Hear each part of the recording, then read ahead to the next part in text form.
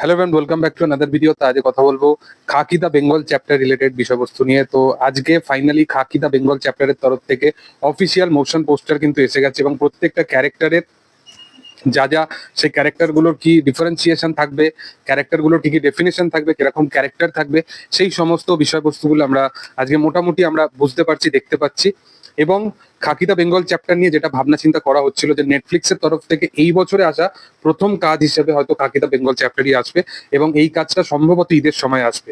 এবং যারা বলছিল যে ঈদের সময় হয়তো নাও আসতে পারে, নেটফ্লিক্সের কাছে প্রায়োরিটি হচ্ছে ওয়েব সিরিজটা বেশি, জিতকে তারা সেরকম ভাবে প্রাধান্যতা দিচ্ছে না। তো বলে রাখি, মুখ্য চরিত্র থেকে শুরু করে সব জায়গাতেই কিন্তু জিতেরই মানে প্রায়োরিটিটা নেটফ্লিক্সের কাছে কিন্তু সব থেকে বেশি। সেটা ক্যারেক্টার গুলোকে ইন্ট্রো করার থেকে শুরু করে সবকিছুতে।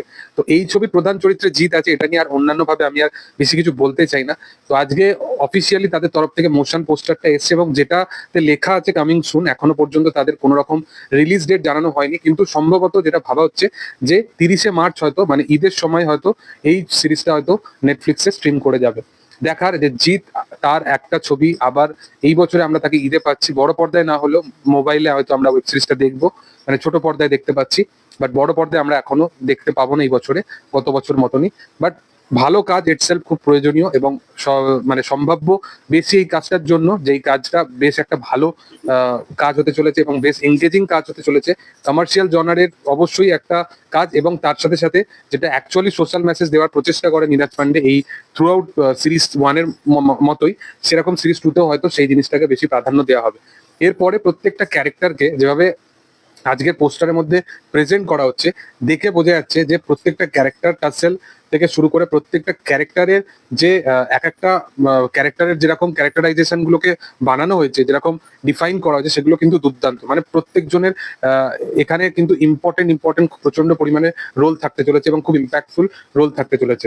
বিশেষত প্রসেনজিৎ চট্টোপাধ্যায়, সে একজন পলিটিশিয়ানের ভূমিকা এখানে আমরা তাকে দেখতে পাবো। এবং জিৎ প্রসেনজিৎ এই যে টাসেলটা, এইটা কিন্তু প্রথমবারের মতো এই এই ওয়েব সিরিজে আমরা দেখতে পেতে চলেছি। এবং এর সাথে সাথে পরমব্রত চ্যাটার্জিকে অ্যাজ এ পুলিশ অফিসার আমরা এই ছবিতে দেখতে পেতে চলেছি। এবং শাশ্বত চ্যাটার্জির যে ক্যারেক্টারটা, আমরা সকলেই জানি যে শাশ্বত চ্যাটার্জি এমন একজন অভিনেতা যে আজকের দিনে দাঁড়িয়ে শুধুমাত্র বাংলায় নয়, হিন্দিতেও অনেক এরকম সিনেমা আছে।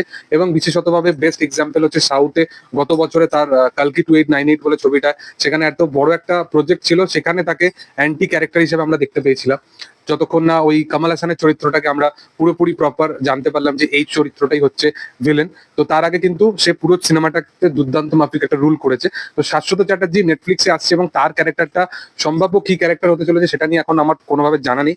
বাট সেই ক্যারেক্টারটাও কিন্তু দুর্দান্ত মাফিক একটা মানে এক্সপেরিমেন্ট তাকে নিয়ে হয়তো অবশ্যই করা হবে। এবং এর সাথে সাথে চিত্রাঙ্গনা, এরা আরো ভালো ভালো অ্যাক্টর, অভিনেতা, অভিনেত্রী, এরা সবাই আছেই। বাট প্রবাবলি জিৎদা এবং প্রসেনজিতের এই টাসেলটা দেখার জন্য আমি বিশালভাবে এক্সাইটেড। দেখার যে আপকামিং দিনে এই ছবির আরো গান বা অন্যান্য কিছু যদি আসে, বিশেষত ভাবে বেশি কিছু আমি এক্সপেকটেশন রাখছি না এই ছবির অন্য কোনো আপডেট নিয়ে, পোস্টার বাদ দিয়ে। কারণ এটা একটা ওয়েব সিরিজে, তো সেটাকে ওয়েব সিরিজের মতনই ট্রিট করা হবে। এটা কোনো দিক থেকে কিন্তু মুভির মতো যেরকম একটা ট্রিটমেন্ট করা হয় সেরকম কিছুই থাকবে না।